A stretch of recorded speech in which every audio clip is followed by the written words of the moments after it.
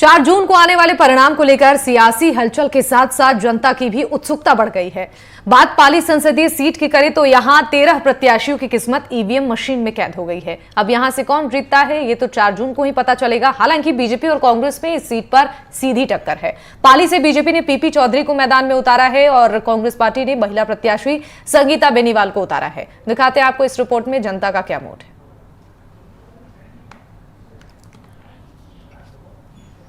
उम्मीदवारों के भाग्य का फैसला होगा।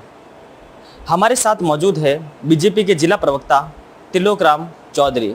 हम उनसे जानना चाहेंगे कि इस बार लोकसभा चुनाव 2024 में इनके क्या विचार है।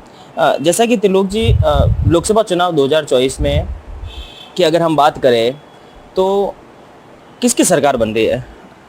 भारतीय जनता पार्टी की सरकार केंद्र में बन रही है। मोदी जी के नेतृत्व में 400 पार सीटें आएगी और पाली में हम 5 लाख से ज़्यादा से जीत रहे हैं। पाली में हमारा एक तरफा मुकाबला है और पाली लोकसभा सीट से हमारे सांसद साहब और मोदी जी के नेतृत्व में पाली में बहुत विकास कार्य हुए हैं। पाली रेलवे स्टेशन को 300 करोड़ रुपए से ज़्यादा मिले। पाली ज़िले में 8 ऐसे स्टेशन हैं, रानी, फालना, सोमेश्वर, जगह जगह पर ब्रिज बने हैं और वहाँ भी करोड़ों रुपए मिले हैं। इसलिए पाली में जो विकास लगातार केंद्र सरकार की तरफ से मोदी जी के और बीबी साहब के नेतृत्व में हो रहा है तो उसका हम जोरदार पाली की जनता भी खुश है। और भारतीय जनता पार्टी का कार्यकर्ता और भारतीय जनता पार्टी के सभी पदाधिकारियों की मेहनत से इस बार भारतीय जनता पार्टी पाली लोकसभा में लगभग 5 लाख प्लस वोटों से निश्चित रूप से एक तरफा जीत रहे हैं। देखा जाए त्रिलोक जी, तो इस बार अगर हम लोकसभा चुनाव की अगर हम बात करें, अगर आंकड़ों की हम बात करें तो 2014 का जो चुनाव हुआ उसमें वोट प्रतिशत जो था वो 57 के आसपास रहा था और वही 2024 में की अगर हम बात करें तो वोट प्रतिशत 58 पॉइंट कुछ रहा है। अगर हम दोनों की तुलना करें तो इस बार 5% के लगभग वोट प्रतिशत में गिरावट दर्ज की गई है। इसको लेकर क्या कहेंगे? देखिए, ये बात सही है कि वोटों में थोड़ी गिरावट आई है, लेकिन पिछली बार जितने मत पड़े थे इस बार भी उतने ही मत पड़े हैं और पिछली बार हम 5 लाख के लगभग जीते थे और इस बार निश्चित रूप से 5 लाख प्लस से पाली लोकसभा से क्लियर सीट निकल रही है। पाली लोकसभा में कोई इशू तो नहीं है। अगर त्रिलोक जी अगर हम देखें तो इस बार ऐसे कौन से मुद्दे थे, चाहे हमें राज्य के हो, चाहे केंद्र के हो या लोकल मुद्दे हो, वो कौन से ऐसे मुद्दे थे जो इस बार देखा जाए तो हावी रहे थे? सबसे पहले जो विकसित भारत अभियान जो चलाया था, पिछले विकसित भारत अभियान के तहत प्रत्येक वर्ग को इससे लाभ मिला है। विकसित भारत अभियान के तहत जितने भी कैंप लगे उनमें अच्छा काम हुआ है। आम जन को सरकारी विशेष तौर पर केंद्र सरकार की जो योजना थी उस हर योजना का लाभ मिला है। कुछ तकलीफ आई तो पिछले सरकार हमारी नहीं थी, राज्य सरकार, इसलिए समझे केंद्र सरकार की जो योजना है उनकी सभी योजना का लाभ आम आदमी को मिला। यही मुख्य कारण है कि विकास और सबका साथ सबका विकास के तर्ज पर ही भारतीय जनता पार्टी चुनाव लड़ी। जैसा कि हमने कांग्रेस जिला अध्यक्ष के से भी बात की और वहीं बीजेपी के जिला प्रवक्ता से हमारी बात हुई तो कहीं ना कहीं ये भी देखा गया है कि दोनों ही पक्ष अपनी अपनी जीत का दावा कर रहे हैं। हालांकि 4 जून को ये क्लियर होगा कि किसकी सरकार देश में बन रही है। पाली से जयेश दवे, एनडीटीवी।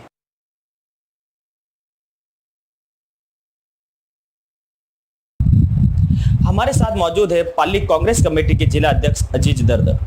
हम उनसे जानना चाहेंगे कि इस बार पाली लोकसभा चुनाव को लेकर कांग्रेस की तरफ से क्या रणनीति रही थी, वह किस तरह से इस बार के चुनाव को ये देख पा रहे हैं। सर, जैसा कि इस बार लोकसभा चुनाव 2024 हुआ, इस चुनाव को लेकर आप किस नजरिए से देख रहे हैं? इस बार किसकी सरकार बनेगी?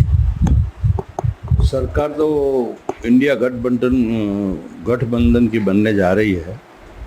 जहाँ से भी जिधर से भी खबरें आ रही है, अच्छी खुशबू आ रही है कि इंडिया गठबंधन अपनी सरकार बनाने में कामयाब हो जाएगी।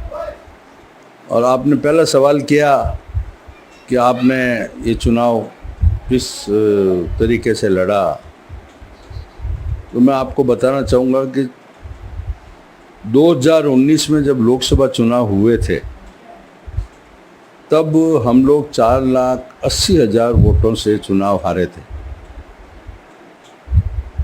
उसके बाद 2023 के जो विधानसभा चुनाव हुए